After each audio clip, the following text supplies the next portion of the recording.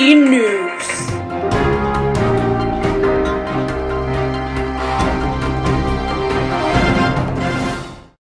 Alright guys, welcome back to our show. This is Cohort for the Buzz, and today we'll be talking about INTASC Standards. We're coming to you live on November 9th, and from our recording studio in Huntsville, Texas. I'm Christina Mars. Catherine Oropesa. Kendall Moses. Lexi Neal. And I'm Diane Morin.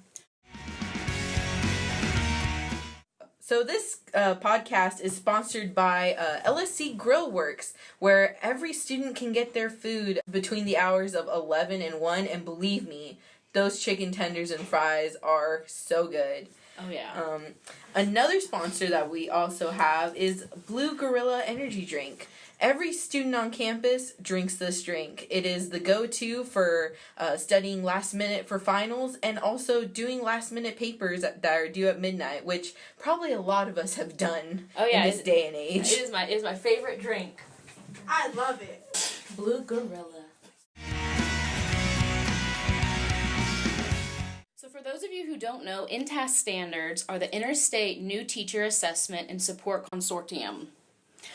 So the purpose of INTASC Standards are to model core teaching standards. It also outlines the common principles and foundations of effective teaching, and it also models core teaching standards and articulates what effective teaching and learning looks like.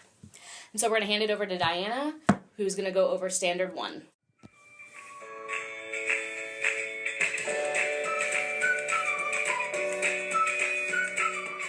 Standard 1 is learner development. The teacher understands how learners grow and develop, recognize patterns of learning and development vary individually within and across the cognitive, linguistic, social, emotional, and physical areas, and designs and implements developmentally appropriate and challenging learning experiences. So the question we're asking here is, why is it important for teachers to take into account individual learners' strengths, interests, and needs? Well, I believe that each and every student has special individual needs, and this is where the idea of what we have learned in the previous classes that we've had, that the idea of multiple intelligences comes in. Yeah. What are multiple intelligences? So the multiple intelligences is different ways that each student learns in the environment they're in the classroom. For example, one student can learn by listening to the teacher and not even looking up at the board once, while as most students will look at the board and look at what the teacher's writing or what's on the PowerPoint, and they'll just copy and paste it from there. And I think that's great, because like with 21st century learners today, like back in the day they just sit in a classroom, they all have to learn like the way that the teacher is teaching.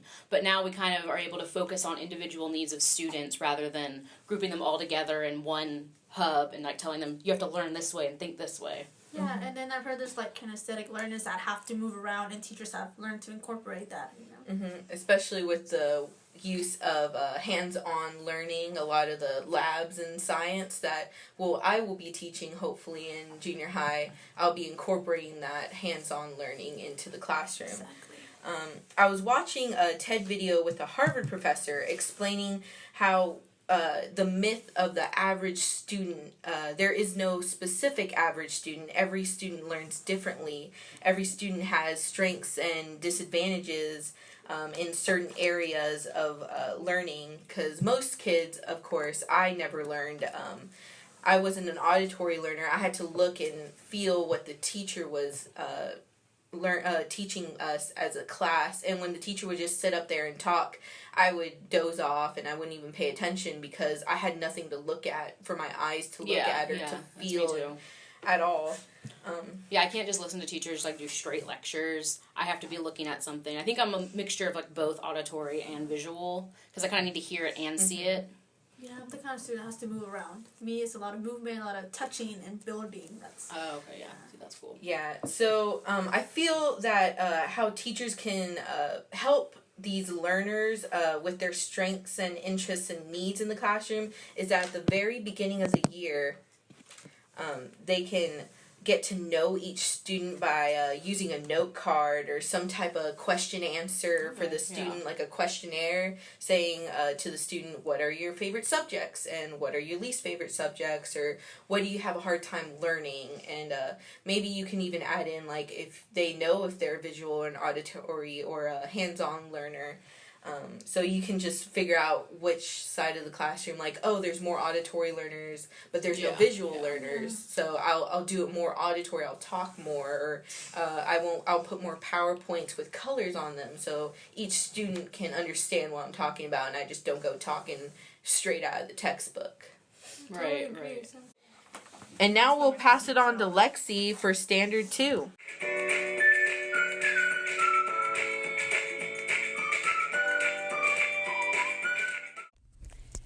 Hey y'all, this is Lexi Neal coming from Cohort 4, The Buzz.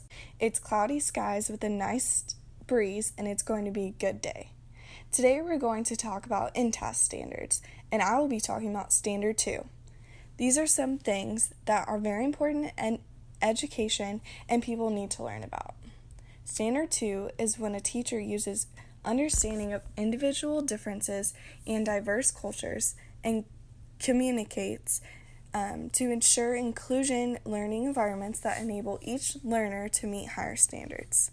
So the teacher basically designs instruction to build on learners' prior knowledge and experiences, allowing learners to accelerate as they demonstrate their understandings, and teachers can access students' prior knowledge by several different methods. Some are direct measures and others can be more indirect. Some examples of direct measures are tests, auditions, concept maps, and etc. Also, there's indirect measures, which are self-reports, inventory of prior courses and experiences, and teachers realizing students' prior knowledge helps them be a better teacher and help their students in growing as individuals and being better students in the classroom. Thank you for having me today. I hope you all have a great day, and let's pass it on to Christina for Standard 3 of INTASC Standards.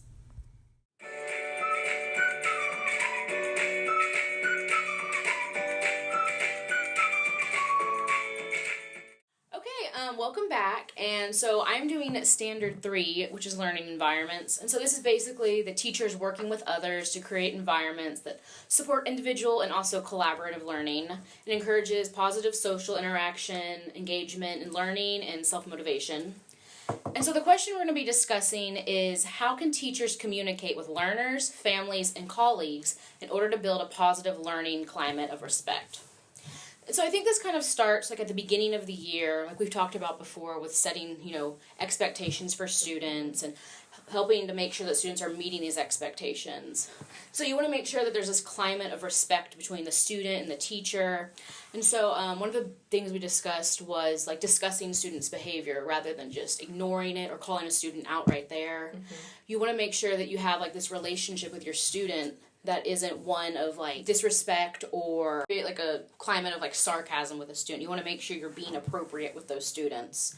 And it's also making sure you want to set up the classroom to essentially have a safe learning environment, and one that will engage students and encourage collaboration.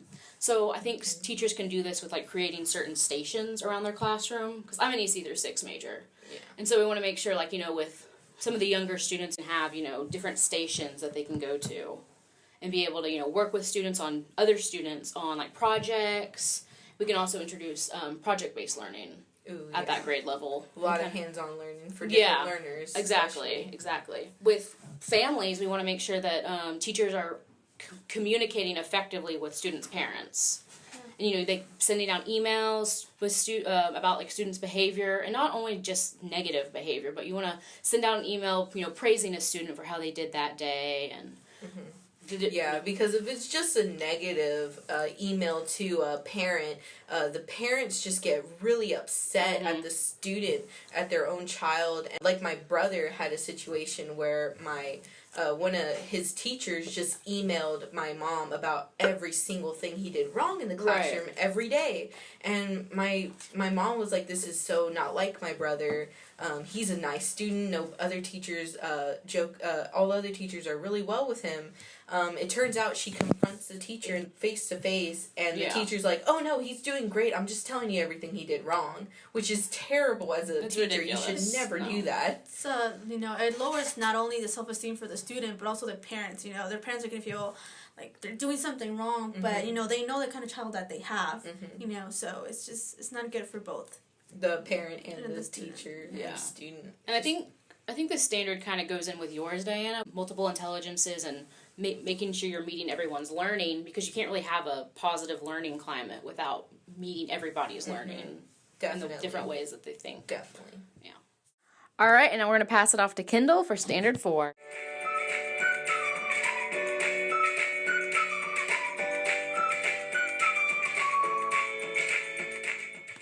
Standard that I have is standard number 4.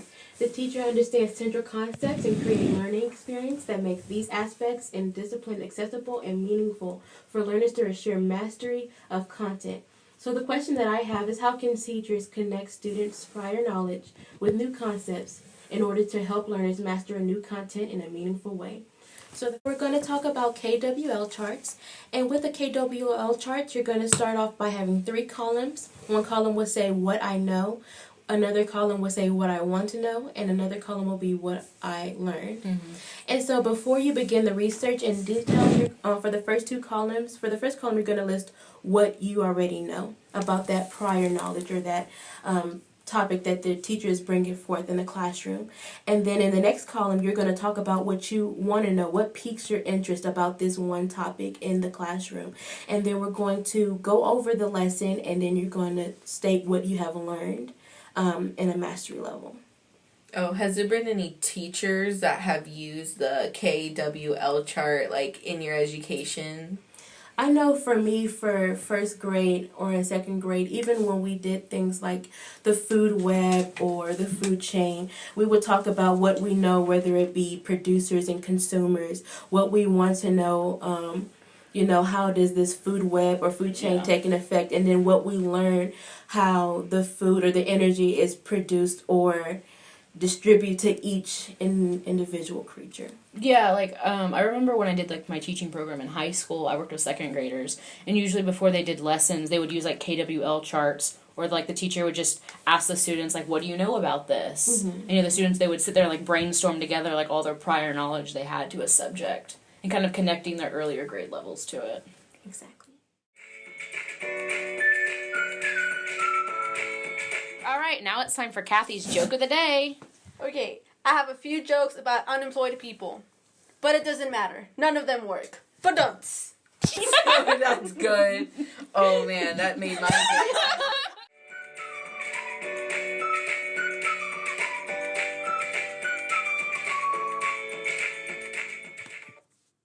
Now we're going to hand it off to Kathy for question 8. Okay, I'm going to be talking about Standard 8, and that is about instructional strategies. So that is when the teacher is monitoring the students, not only their behavior, but also their advancement, what they understanding, and if there's any struggles, such as weaknesses and strengths. So the real question behind this is, how do teachers monitor students' learning? So to provide some examples for this is, we want to know as a teacher what our students' strengths and weaknesses are. So to find that out, every time we have a lesson, every time we teach something new, we want to know what the student actually learned, or if they were blank throughout the whole lesson. So let's say, for example, we have centers. This was a kindergarten teacher that I used to work with. Her name was Miss Pachuca. And for every center, after they would finish, they took out their journals. They would write down any confusions they had. Sometimes they would even draw, because there's, like Diana said, there's multiple intelligences, and you either learn by visual learning, there's the kinesthetic, or the auditory ones. So there was an opportunity for students to actually draw it. So maybe they understood something and the other part they didn't. So they were drawing it. They were also writing at the beginning, this is what we did. Maybe my friend messed up in this. So it was a lot of writing. I just felt that was a way for the students to let the teacher know that this is where I was stuck most of the time. Oh yeah, it was kind of like that one of those videos that we watched where the teacher, the students were working in groups, And they created their own rubric and everything. And then the teacher walked around and evaluated them on what they were doing and everything. Yeah, they did that. And also what I thought was really cool about that teacher was that not only was he telling the student, okay, you need to work on this, or you're wrong in this. He wasn't being so negative. He also gave a paper where they had to color in a face of how they felt about the lesson. Oh, that's cool. Yeah, there was a happy face, there was a serious face, and a sad face. And he said, you get to choose any color you want and just color in the face that you felt you were part of this lesson. Maybe you were really, really good. You feel like you can teach it to someone else. Or maybe you were kind of stuck. There's some things that you're kind of, not so sure about. And then there was that sad face where you feel really lost and that it was okay. The teacher let them know that I feel like teacher-student feedback is really important in the classroom, because I feel like if the teacher's just like, you're wrong, you're wrong, you're wrong, and the student doesn't really quite understand what's going on, I feel like the feedback would kind of be like, oh, okay, I see where the teacher can see where he or she is messing up in the lesson and can kind of redo the lesson before the next class, or they can redo the lesson as a review in the morning and stuff like that. Yeah, and that teacher also was using music with that, which I thought was pretty cool. So he created this song and they went over it before every lesson just to remind them, this is what we learned and this is the order of that we're doing things. And the kids, and also he noticed that if the kid was lost in the song or maybe he forgot some words, oh, this is the part that he's stuck on. So that was really cool on his part. Yeah. Like what we talked about the other day when it was I don't remember what it was called, but with reflecting on students, what they were learning. There's the direct one and there's kind of the indirect one, where it's not you're giving them a test, you're just getting feedback from them. Yeah. All right, thank you for joining us for this week's podcast, and like always, we will see you next week for another Cohort for the Buzz. We'll be talking about school lunches and how they affect learning, and as always, love your teachers. Thank you and good night.